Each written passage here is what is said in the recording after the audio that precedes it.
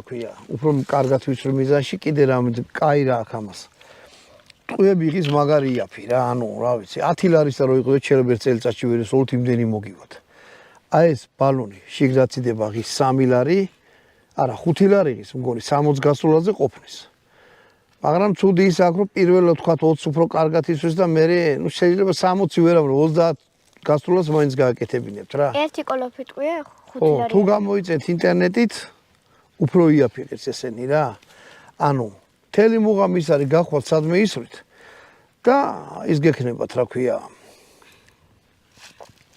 იაფიანი რაღაცა რა, არ დაგენანებათ რომ ვაიმე წავე და ტყუები იაფია, ბალონი იაფია, გადატენა იაფია და შესახედაოთაც გადატენა როგორ რა, თვითონ ეს ბალონი.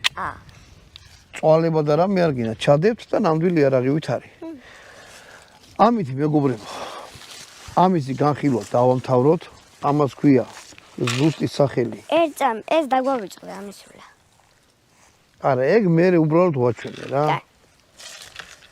ეკოლი ქვია, აი შეხედეთ.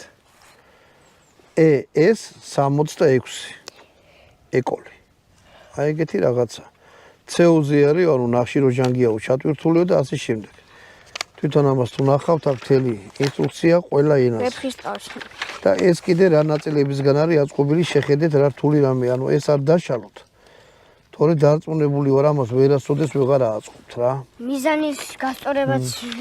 აი. ამითი გამოგებშთოთ მეგობრებო, ბატონო დავით. ბურთს ხო გაარტყი? კი, ბურთს.